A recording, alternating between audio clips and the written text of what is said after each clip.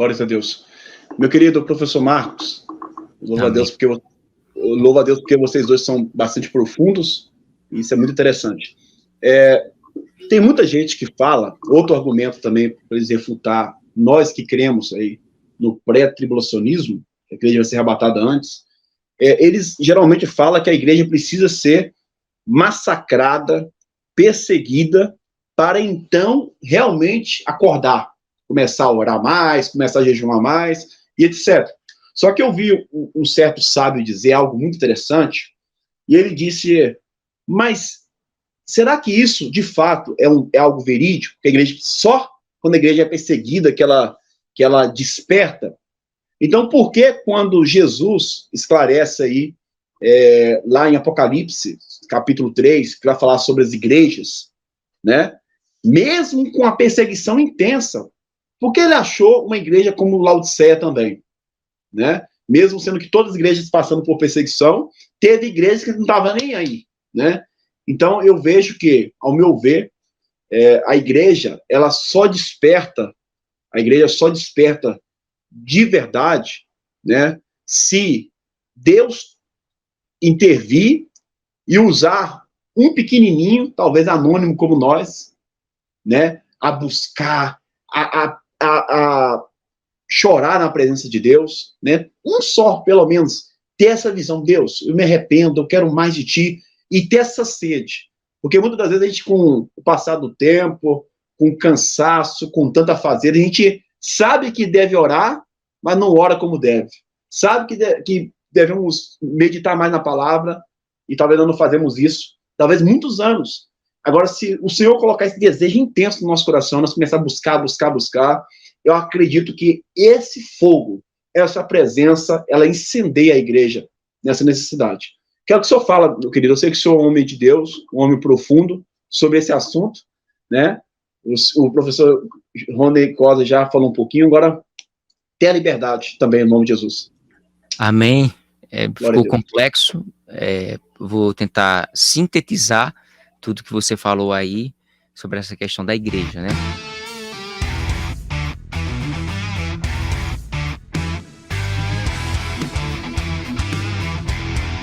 Igreja, né?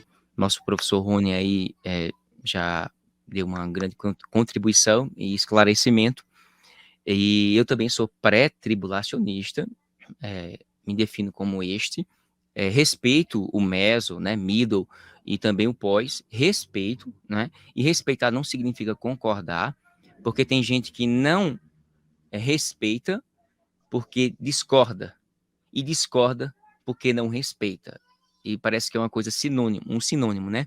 Eu respeito porque nós temos que aprender a respeitar as diferenças, certo?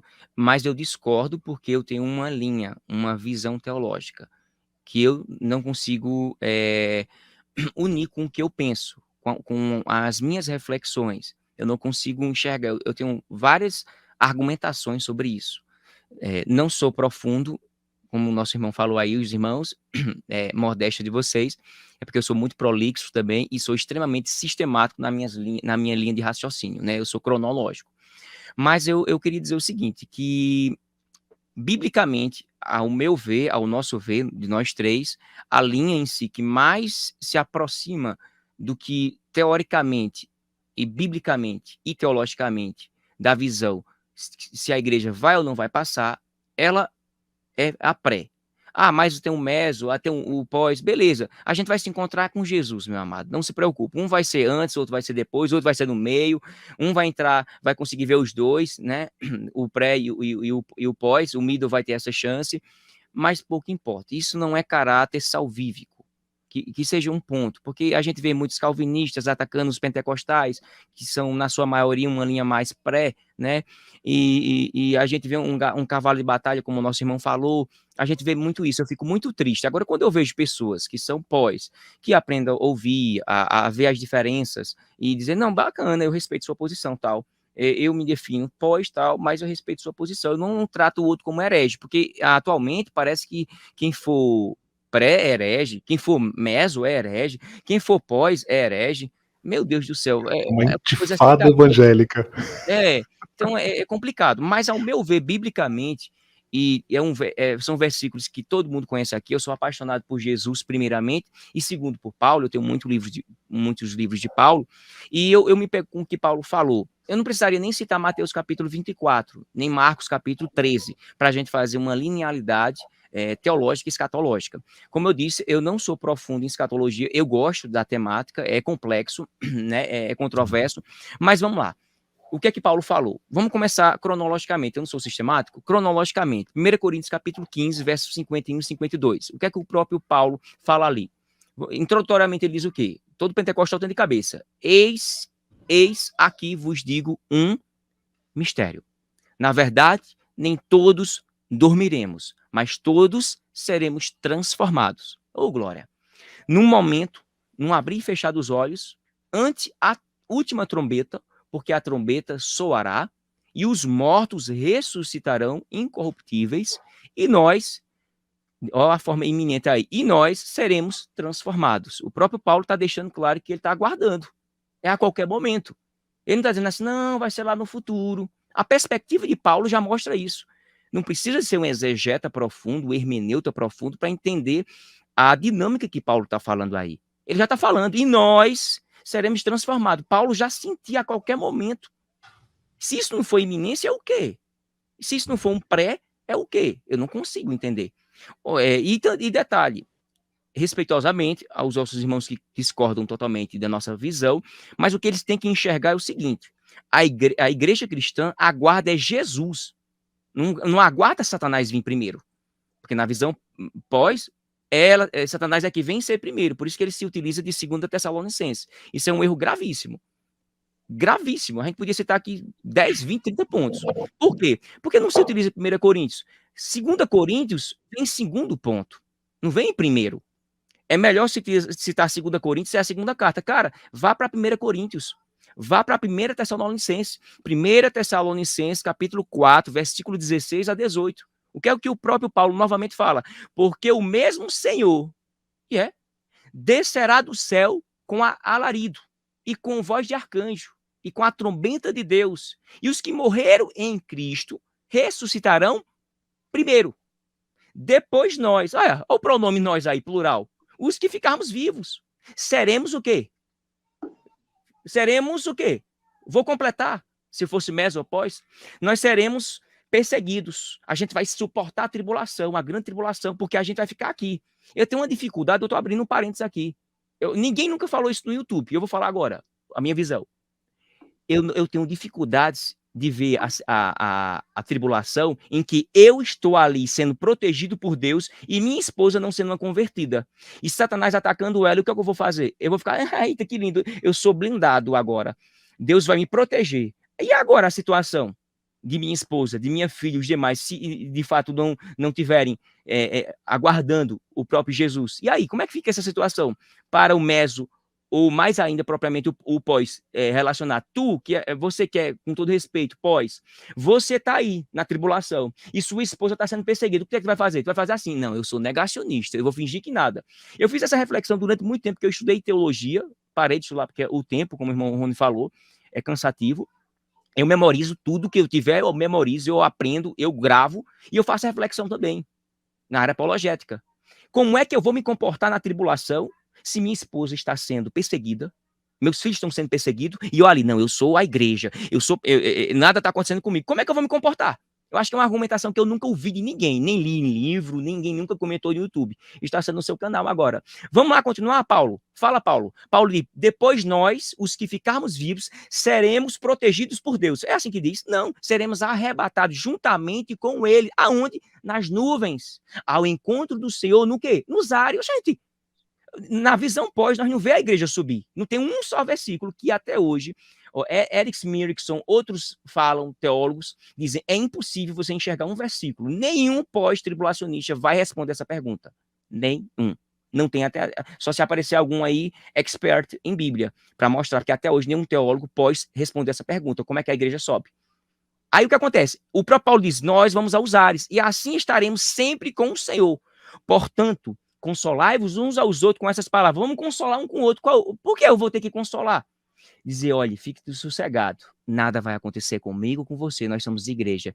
Vamos consolar um com o outro, ninguém vai ser perseguido não, homem. Aí vem a historinha, como o irmão Rony falou aí. Não, mas a igreja sempre foi perseguida. Lamento eu dizer você que discorda do pré. Cara, meu irmão, em Cristo, pensa um pouquinho, meu irmão, minha irmã querida, com todo amor e prazer. Eu sou dinâmica assim, sou sanguíneo, não fica achando que eu estou com raiva, ódio, não, não, não. É a minha forma de argumentar, de analisar a linha de raciocínio. Pensa um pouquinho, como é que você, a igreja vai subir em que momento? Segundo, como é que Paulo está dizendo, vamos consolar uns aos outros? A igreja sempre padeceu, sempre sofreu, sempre foi perseguida. Mas a Bíblia deixa bem claro que vai ser uma perseguição como nunca houve antes, nem depois haverá. Significa o quê? Um momento, é um ponto. Esse ponto é crucial. Então essa ladainha antiga, arcaica, obsoleta, que muitos pós se utiliza, se você que está ouvindo utilizar, mude isso. É um mantra, é errado. É fraco, não tem argumentos sólidos de dizer assim, olha, a igreja sempre foi perseguida e porque agora não vai. Eu vejo muitos doutores falando isso que dá vontade de assim, eu vou sair, eu não vou escutar não, porque esse argumento ele é tão paupérrico que dá vontade de rir, dizer assim, meu irmão, mude o disco. Mude o disco. A igreja em si, ela não vai passar por a grande tribulação. Eu creio assim. Apocalipse 3:10 é a criptonita. É o calcanhar de Aquiles de todo o pós. E pode fazer malabarismo exegético, hermenêutico, que não tem para onde ir, não. Apocalipse, capítulo 3, versículo 10, que onde fala sobre a igreja de Filadélfia, como o irmão falou, deixa bem claro. Eu não vou nem pegar a Bíblia aqui, só para a gente ganhar tempo. Está na cabeça, está na agulha. Como guardaste a palavra da minha paciência. Isso me remete o quê? Quem é que está guardando a igreja? Quem é que está guardando Cristo? É a igreja de Cristo. Aí vem Hebreus. Me lembrei agora de Hebreus. Para eu entrar aí com o Apocalipse. Olha que bênção.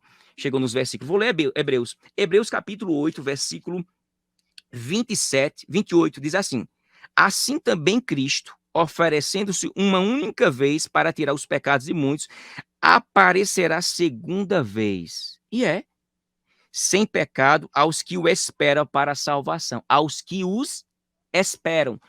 Eu acho que o único que espera Jesus voltar na primeira, a volta é os pré. Porque na visão pós, eles não esperam Jesus em si. Eles esperam primeiro, segundo Tessalonicenses, manifestar o homem da iniquidade. Olha aí o perigo. E depois é que Jesus vai proteger. Isso é um erro teológico, cronológico, linear, sequencial, literário. Isso é um erro gravíssimo. Aí, continuando aqui, Apocalipse 3:10, né? Eu falei, como guardaste a palavra da minha paciência e aguardaste Jesus, também eu te guardarei da hora da tentação, que há de vir sobre quem ficar na terra. É isso? É sobre todos que estão na terra, vier sobre todo mundo. Todo o mundo, não diz sobre parte, todo o mundo vai passar. Agora a igreja para tentar os que habitam na terra. Esse todo mundo é os que ficarem. Porque se o todo não fizer referência também à igreja que ficar, fica incoerente. Vocês que estão aqui na terra vão ser protegidos, mas todo mundo vai ser perseguido. Hã? Boa noite a todos. Mas você que está aqui não é boa noite a todos para você, não. Mas por quê? Porque você não pertence ao todo. E eu estou fazendo o que aqui? Ah, não, é porque você não faz parte. É todo mundo aqui. Eu estou dando bom dia a todo mundo aqui. E eu não estou aqui, não? Não, tá não. E eu sou o quê? Um fantasma? Então, a tentação, eu te guardarei da hora da tentação. Eu tenho até uma visão teológica, exegética, dessa questão do também, do uso do também e da preposição da, que eu vou sintetizar aqui para eu não me empolgar. Eu vejo como resultado e como acréscimo o uso do também. Como também guardaste a minha palavra. Como resultado, porque essa igreja, por ela ter sido fiel e guardou a palavra da minha paciência. Então, por ela ter sido fiel, eu também, como resultado a isto, eu vou te guardar da hora da tentação, e não na hora da tentação. E já eu vejo numa segunda perspectiva como acréscimo em relação às outras igrejas no mundo que foram fiéis a Deus e que estavam guardando, de fato, Jesus, conforme Hebreus, que eu li aqui, capítulo 8, versículo 27, 28. Então, como guardaste, eu vou te livrar também. E todo aquele, porque vocês são exemplo. é uma das a igreja. Além disso, para piorar ou para melhorar, é falado por Jesus: eu te guardarei da hora da tentação e não na hora da tentação. O leitor leigo, que não tem conhecimento algum de preposição em português e muito menos em grego, ele não vai fazer diferença, porque eu já vi muito pós falar esse texto superficialmente e correr assim, bora lá para outro texto, tal. Meu irmão, a preposição grega, eu estudo grego, faz mais de 10 anos já. A preposição grega utilizada em Apocalipse 3:10, seja para pré, pós ou médio, sabe muito bem que é a palavra ek, que pode ser traduzido como de. É a primeira definição, que é uma das preposições essenciais do nosso vernáculo, né? A, anta, após, até, com, contra, desde, para, perante, sem, sob, trás, as essenciais. E essa preposição, ek, ela pode também ser traduzida com 3 locuções prepositivas: a partir de, fora de ou longe de. O que significa isso?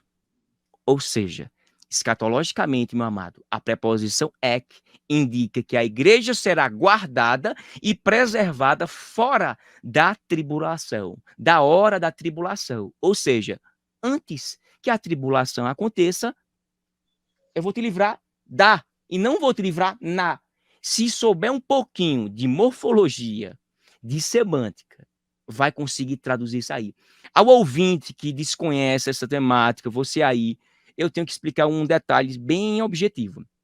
A expressão hora da tentação se refere a um período específico de tempo de 7 anos, né? 3 anos e meio, que o mundo inteiro será afetado por uma grande tribulação. E como o nosso irmão logo no início falou, eu concluo aqui, como Jesus mesmo concluiu, e eu concluo com a voz de Jesus. Jesus concluiu em Mateus 24 e 21. Porquanto haverá, futuro, nessa época, qual? Da grande tribulação, como jamais aconteceu desde o início do mundo até agora, nesse presente momento que eu estou falando para vocês, e nem nunca haverá no futuro. Por quê? Porque será uma perseguição descomunal, fora do comum, atípica, única, exclusiva, distinta de qualquer outra. Traduzindo, vai ser o julgamento final, praticamente, né? Não o julgamento final escatologicamente falando, mas o desfecho final, é final, né? De que a igreja vai ficar até aqui. Porque lá em Apocalipse, capítulo 4 até o capítulo 18, são 12 capítulos só para falar sobre a grande tribulação. Se Apocalipse se utiliza de 12 capítulos para falar sobre a tribulação, e nesses 12 capítulos você não vê uma única vez a palavra igreja, isso subentende que no capítulo 18 e 19 a igreja está com Cristo. Amém. Glória a Deus. Professor Rony, aonde que desliga o professor Marcos? Glória a Deus, em nome de Deus. Me perdoa, irmão Rony e irmão presbítero Paulo. É igual eu estava conversando, eu conversei com o professor Rony, antes do professor Marcos chegar, e eu reitero aqui, não é porque eu estou na presença dele, mas quanto mais eu converso com ele, mais eu conheço ele, mais eu admiro e amo esse homem, que é uma bênção. Glória a Deus. Deus abençoe o seu ministério, sua família, cada dia mais em nome de Jesus. Vamos encerrar então, irmãos? Não adianta a gente estender muito mais, né, e talvez ficarmos até mesmo cansados, e sendo que, enquanto Jesus não voltar, nós temos live para fazer à vontade aí. Mas deu para entender, né? Amém? Glórias a Deus. Querido, professor Rony, dá suas considerações finais, por favor. Paulo, mais uma vez, agradeço pela gentileza do convite. Reitero também a minha satisfação de estar com você aqui novamente, com o professor Marcos, que é, né, para mim também, como disse antes dele entrar, é um querido amigo, a amizade dele, assim como a sua, são presentes de Deus para mim. Glória Deus a Deus. continue abençoando o trabalho de vocês, né? Os dois estão aí também no YouTube, produzindo, entregando conteúdo, e nunca diminua esse trabalho. O trabalho é importante, é relevante.